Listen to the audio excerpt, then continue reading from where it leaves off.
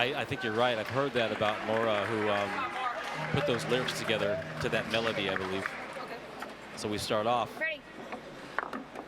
with Lilly Andrus and Hannah.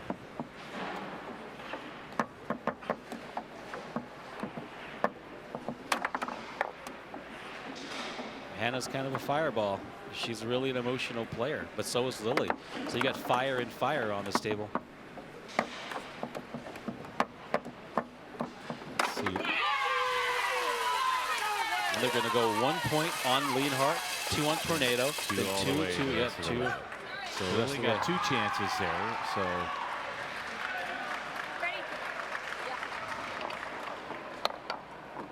It's absolutely stressful to be the starting runner. That goes back to the analogy of a relay race. You don't want to drop that baton. If you drop that baton, you put your team in a hole. You can't win it here, but you can create some space. What you definitely don't want to do is get blown out. You don't want to get blown out. You want to keep it close. Nice response by Hannah there. Yep. 10-9, even 10-8 is seems like a big hill to climb. Maybe down a couple of points.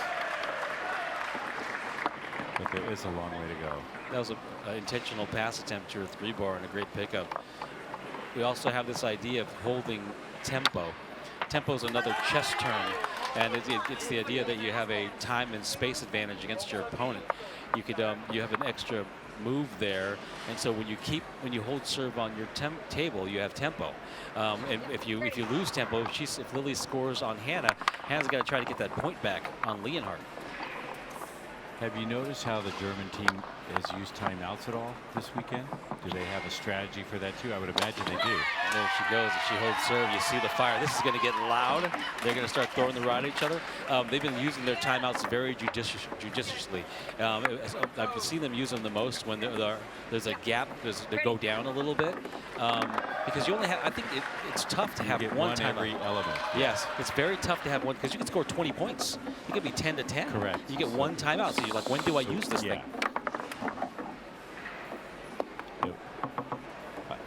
The reason I asked that question is we didn't use our timeouts that much in these matches.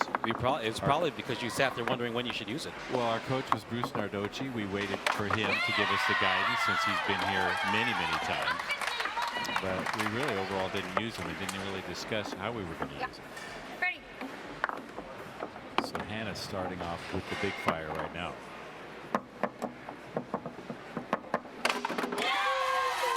They're just going to be throwing the rod at each other. Yep. You got to love that. Throwing the rod in San Jose, where Phil and I learned to play foosball, is as akin to pointing your finger at the goal after you scored. It's kind of like it's a sign of not necessarily lack of respect, but a lack of sensitivity to your opponent, right? Or is it a lack of respect sometimes? I'm sure there's been some fights after rod throwing in San Jose. Oh, maybe a couple of headbutts, but yeah. No full-fledged fights. Only thing we're missing is the quadruple recoil. So, that was a beauty. Noticed, yeah, that was a nice shot. She has been mostly trying to bank out, which is going to serve 2 purposes, obviously. Maybe she'll get a score in there, but it's a good clear. Right. But Lilly is not to be toyed with. Oh, save, double save.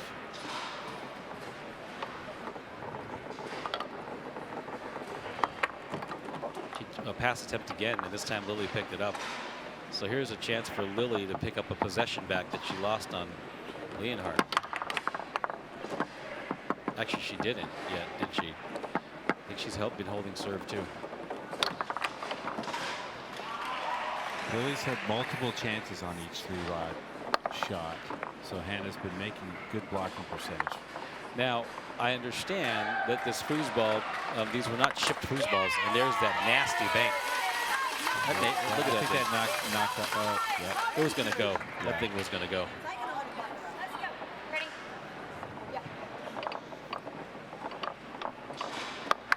Get in there. She pointed. You see, pointed there. Get in there. Get in there.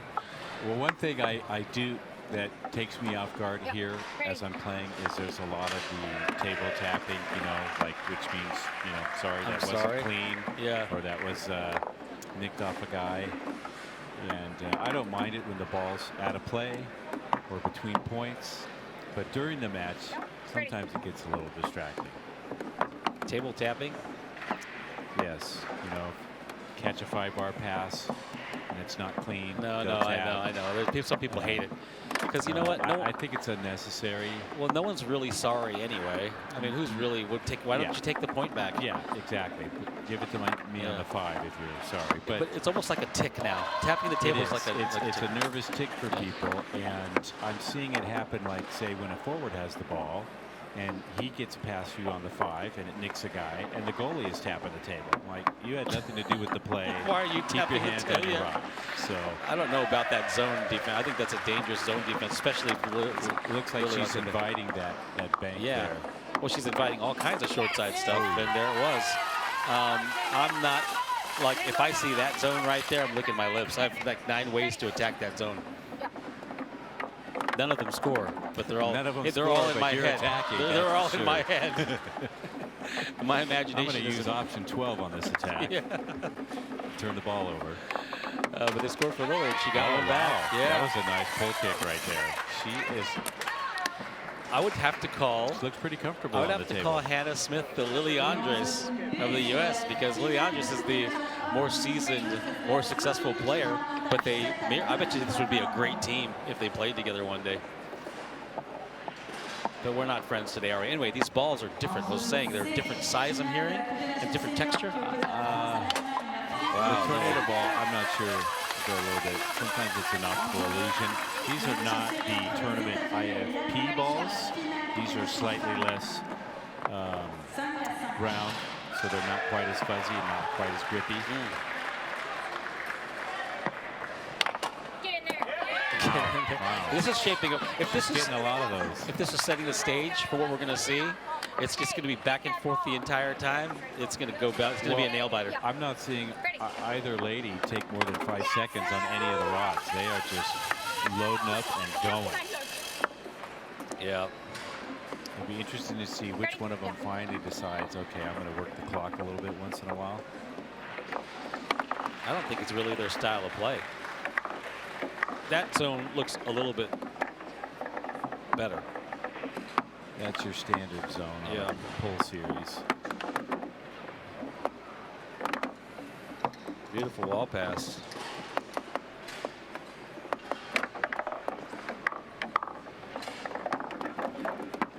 Beautiful transition play off the 2-bar and with the hand speed to get over there and grab it.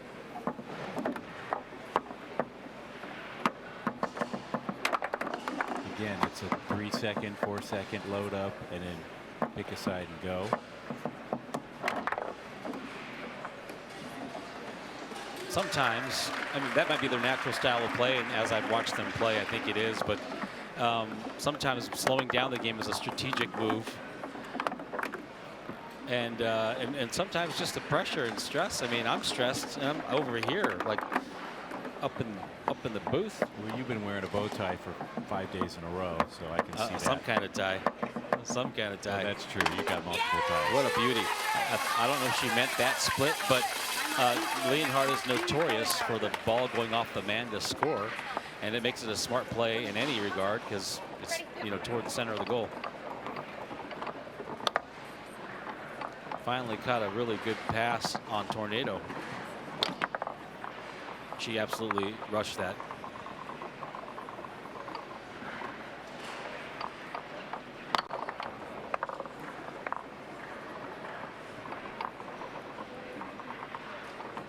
She's settled down a little bit on her defense. She's not moving the 5-bar bumper to bumper like she was before.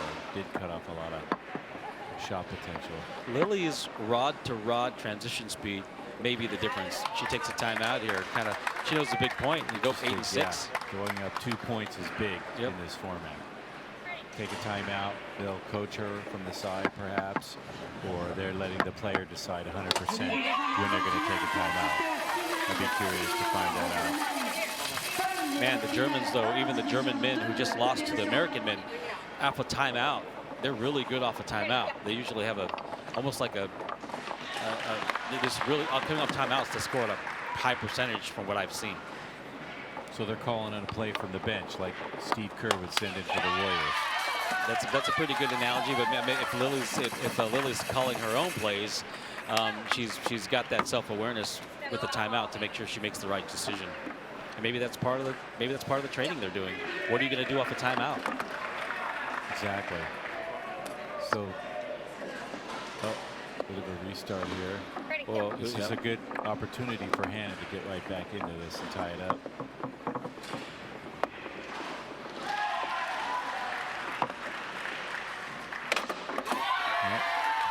Took a little more time. She's so fiery. Both of these women so intense. But that thing got in there, as she might say. Yeah.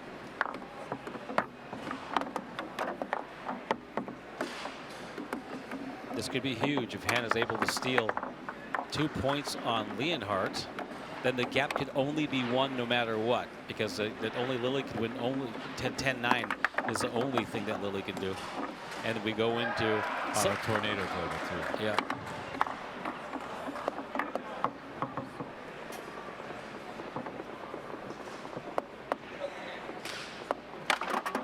That was dead bar. Oh, that was a great shot. Yeah, the deep shot. Now they go to tornado. So down by 2, a 3-point swing. She's got a chance to close out this first element. So there's only 2 scenarios here. She goes in. We go into the doubles with a 2-point lead, or we go into the doubles minus 1 point. There it is. Nice, yeah. She got the 10 and gives the U.S. a little bit of an advantage because they got 1 ball to start on tornado now for the next element. So that's a huge swing for the United States right there.